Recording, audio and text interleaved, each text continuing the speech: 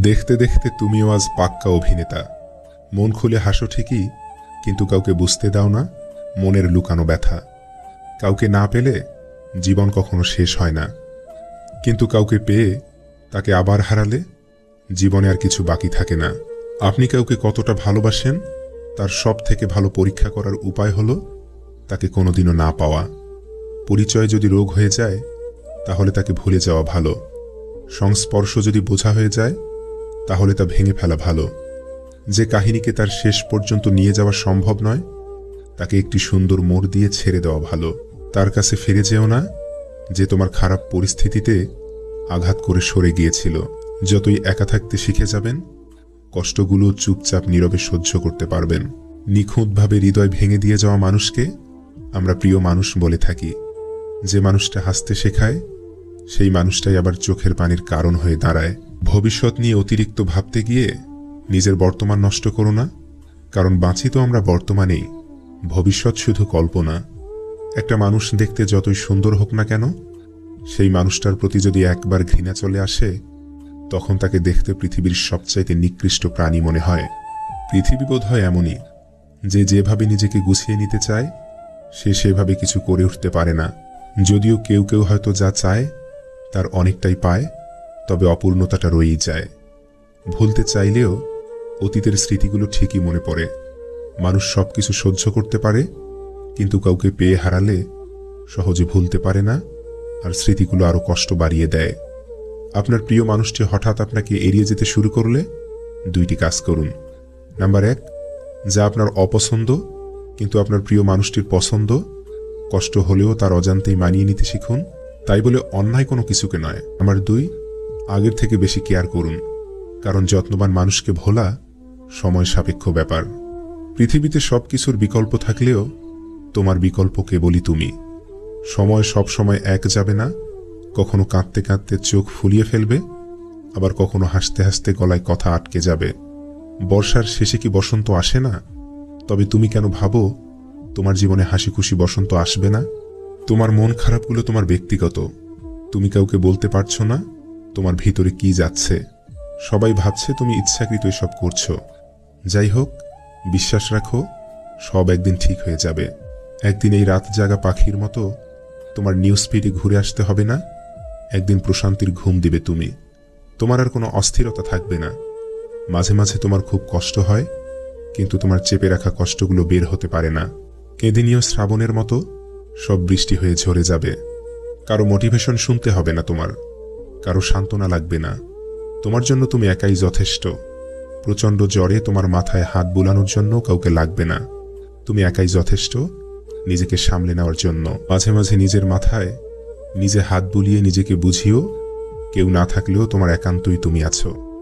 সমস্যা যাই থাকুক তুমি ভেঙে পড়ো না। সবাই ভুল বুঝলেও নিজে কখনো নিজেকে ভুল বুঝো না।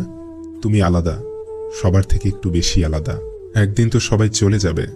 নিজেকে এভাবে তিলে তিলে না মেরে কয়েকটা দিন একটু বেঁচে থাকো।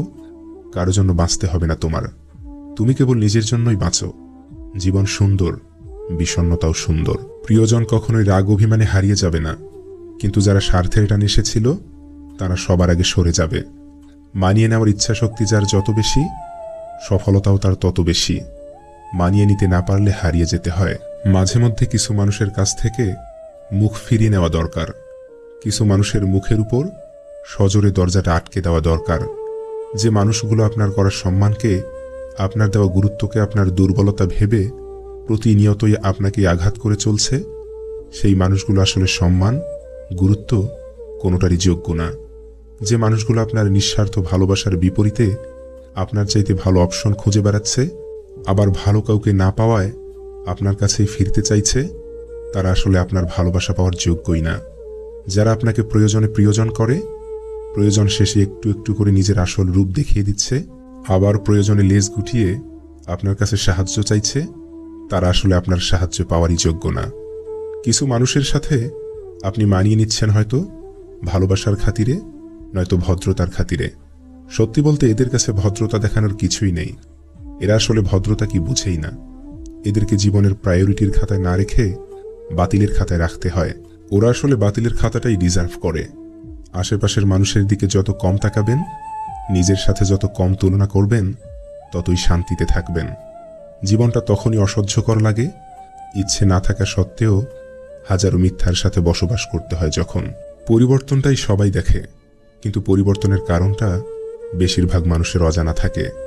বিবেকবান মানুষ কখনোই কারো খারাপ পরিস্থিতির সুযোগ নিয়ে ক্ষতি করে না, কিন্তু সুযোগ সন্ধানী মানুষ ভালো পরিস্থিতিতে কুমন্ত্রণা দিয়ে আপনাকে ভুল পথে নিয়ে যাবে, আর খারাপ পরিস্থিতিতে আপনার গন্তব্য ঠেকাতে সব পদক্ষেপে প্রকাশ্যে ও গোপনে শত্রুতা করবে।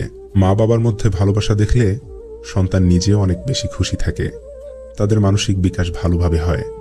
যে পরিবারের সন্তানেরা মা বাবাকে ঝগড়া করতে দেখে তাদের মনে নেগেটিভ ধারণা সৃষ্টি হয়, সবসময় মনের মধ্যে ভয় নিয়ে বড় হতে থাকে। মা বাবা থেকেই একটা বাচ্চা শিক্ষা পায়, এখন সেটা পজিটিভ হোক বা নেগেটিভ, তার জন্য মা বাবাই দায়ী।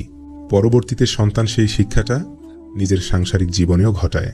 শুধু নিজের বাচ্চা নয়, কোনো বাচ্চার সামনেই ঝগড়া করবেন না, তাদের সামনে এমন আচরণ করবেন না যেটা তাদের মনে বিরূপ প্রভাব ফেলে।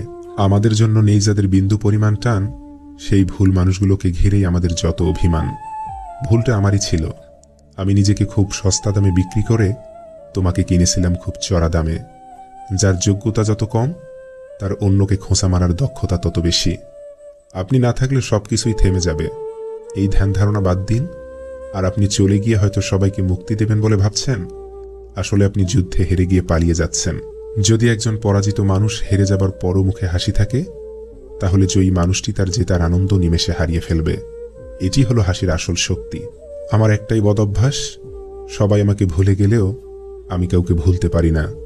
এই পৃথিবীতে কোনো কিছুই চিরস্থায়ী নয়, সবকিছুই পরিবর্তন হয়, আর সবচেয়ে বেশি এবং সবচেয়ে দ্রুত পরিবর্তিত হয় মানুষের মন। সব মানুষ যেমন প্রিয় হয় না, তেমনি সব প্রিয়জন মানুষ হয় না। জীবনে যে চিরস্থায়ী হবে সেই প্রিয় মানুষ, জীবনকে যে সুন্দর ভাবাতে বাধ্য করবে সেই প্রিয় মানুষ।